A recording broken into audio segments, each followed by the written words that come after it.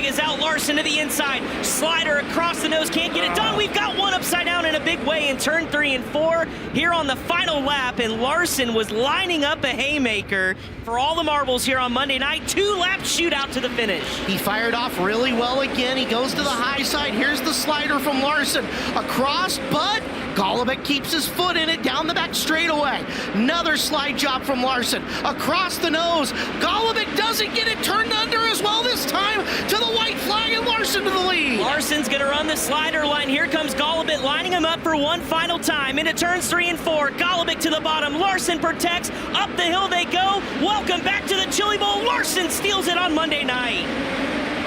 How about the 2025 Chili Bowl Nationals will go down in history as one of the most extraordinary displays of racing skill and sheer luck we've ever witnessed. At the center of this unforgettable event was Kyle Larson, who not only secured his 3rd Golden Driller trophy, but did so in a manner that left spectators and fellow racers alike in amazement.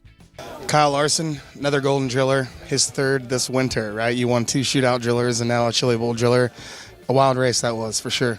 Yeah, it was just to run, laps by yourself was a challenge. So, yeah, I mean, it's definitely a special win when you can kind of conquer a track like that, even though I made. This event, often referred to as the Super Bowl of midget racing, has been a cornerstone of the motorsports calendar since 1987. Held annually in Tulsa, Oklahoma, it attracts hundreds of drivers from various racing disciplines, all vying for the Golden Driller trophy. Larson's journey to victory began on Monday night with his preliminary feature win. This victory was crucial as it guaranteed him a spot in Saturday's pole shuffle. The pole shuffle is a unique feature of the Chili Bowl where top qualifiers race head-to-head to determine their starting positions for the A-main event. Larson drew the number 1 pill in the pole shuffle. This meant he would start no worse than the outside of the front row. Larson explained the significance of this draw. Larson said, "After how we qualified in Race of Champions, I knew my best shot was to draw a 1 or 2. That would guarantee me a front 2 rows. Obviously, drawing a 1, I was very happy." This lucky draw allowed Larson to defeat Landon Brooks in the final round of the pole shuffle, securing the pole position for the A-main event. Dason Persley, who would later become Larson's main challenger in the A-main, had a setback during the pole shuffle. Persley's car ran out of fuel, forcing him to start 3rd instead of potentially challenging Larson for the pole. On Saturday night, the stage was set for a 40-lap battle that would keep fans on the edge of their seats. Larson, starting from the pole, quickly took command of the race. However, what transpired over the next 40 laps was far from a straightforward victory lap. The first major incident occurred with 17 laps to go. As Larson was navigating through lapped traffic, chaos erupted in front of him. Jacob Denny and Brenham Crouch made contact, leaving Larson with nowhere to go. In a split-second decision, Larson drove over the right front of Crouch's car. Larson described this moment. He said, "He was just stopped sideways in front of me. I just kind of ramped over the left front of his race car. I just kind of jumped him, really. It stalled in mid-air. When it was getting ready to land, I was like, please, please, please, refire." It refired, so I thought I would only get 1 break, not 2. Despite the car stalling mid-air, it miraculously restarted upon landing, allowing Larson to maintain his lead. With just 4 laps remaining, Larson made a mistake that could have cost him everything. Coming out of turn 4, his car climbed the wall, nearly flipping over. The right rear tire rode the top of the wall, and for a moment, it looked like Larson's race was over. After the race, Larson said, "I made a mistake on the front stretch and was kind of up on top of the wall and it shot me off of it. I thought I was going to flip similar to how I did last year. I didn't know it at the time, but it had ripped the banner down. I thought they threw the caution for me." In another twist of fate, Larson's wild ride along the wall ended up ripping down a sponsor banner.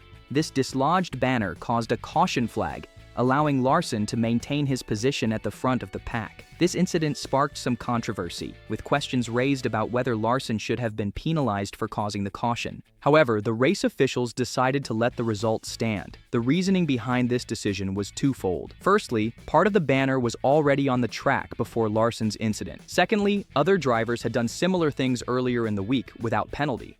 Logan Seavey, a fellow competitor, supported the decision. I get the drama of it, but I say no. They put the banner at a place where we smash the wall at every night, right? It's well known that we smash the straightaway wall here every race. This isn't the first time they've been torn down. Larson managed to lead every single lap of the 40-lap feature. This feat becomes even more impressive when you consider the constant pressure he was under from Dason Pursley throughout the race. The track conditions played a significant role in the night's events. The Tulsa Expo Raceway, a temporary dirt track built inside the SageNet Center, presented a unique challenge to drivers.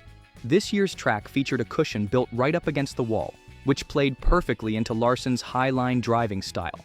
Larson commented on the track conditions. He said, "I feel like when you can run above the cushion like that, you make less mistakes. I was happy the track was the way it was because when this place gets slick and it's flat and you're sliding off the throttle to the curb, it's so hard to run good laps. I felt very comfortable running the line I was running. I feel like I'll make less mistakes with the track that way." The track conditions also led to discussions about the future format of the event. This year's A-Main was shortened to 40 laps from the traditional 55, and many drivers and fans are calling for a return to the longer format. Shane Golobic, who finished third, expressed his thoughts. He said, "Sign me up, yeah, I don't know what it is. They're saying the tires aren't doped, so it's easier on the racetrack, and maybe that's what it is. The track stayed slick. There's not a lick of rubber anywhere, and honestly, if we can go 40 laps without it taking rubber, I think it creates great racing." The changes in track preparation were intentional. Brad Gravel Chandler and Steve Hahn, who led the track crew, explained that they generally don't pull dirt off the wall during a race day. This, combined with new technical inspections targeting chemical tire soaking and changes in the push truck used, kept moisture in the track and prevented it from taking rubber. Larson's victory marked his third Chili Bowl title, putting him in elite company. He's now tied with Christopher Bell for Chili Bowl victories, and trails only Kevin Swindle and Sammy Swindle in the all-time win list. This achievement is even more remarkable considering the level of competition at the event. Several NASCAR stars participated in this year's Chili Bowl. Christopher Bell, a three-time Chili Bowl winner himself, finished 10th in the A-Main after having to race his way in through the B-Main. Kyle Busch, making his Chili Bowl debut, made it as far as the E-Main before his night ended.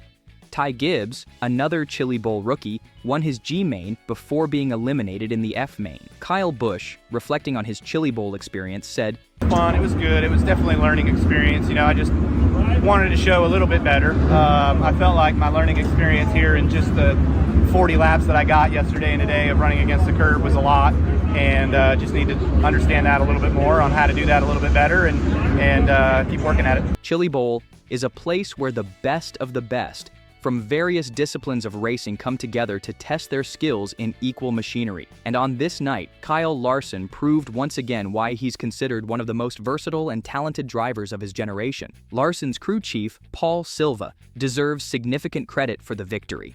After struggling early in the week, Silva made the necessary adjustments to give Larson a car capable of dominating the A-Main. Larson acknowledged Silva's contribution. Huge thank you to Paul Silva because we were really bad on Monday, and he went to work and got us better and got me more comfortable. And I think the track too, opening up and running above the cushion kind of played into my hand a little bit too. So the victory was not just about skill and preparation, but also about mental strength. Larson reflected on how his previous Chili Bowl experiences have shaped him as a driver. Yeah, it feels good. It's they're all three different. Like the first one was just a big hurdle to get over mentally. I feel like to get a win in here finally, and then then the next year meant a lot because we didn't have the best car that race, but we played defense really well and was able to get the win. And then tonight, the track was challenging to make a lap by yourself. So when you can win a 40-lap race on a track that challenging, it's pretty cool. Well, Dason, you had quite the... Larson's victory sparked discussions about luck versus skill in racing. While acknowledging the role of fortune in his win, Larson was quick to point out that consistent success requires more than just luck. Obviously, I caught some luck, but maybe I ramped the wall with skill. I've been told I've been lucky my whole career, but you don't win as often. I do with luck all the time. You have to put yourself in position to take advantage of luck. The rivalry between Larson and Christopher Bell, both now three-time Chili Bowl champions, added more intrigue to the event. While Bell downplays the rivalry, Larson seems to embrace it. When asked about chasing the Swindells record, Larson said, "I'm not as much concerned about the N number as I am doing a good job. Hopefully I can keep winning. It's great to have 3 so I can be tied with Bell more than anything. That's what I think about. I would love to get to 4, to have something on him in this building."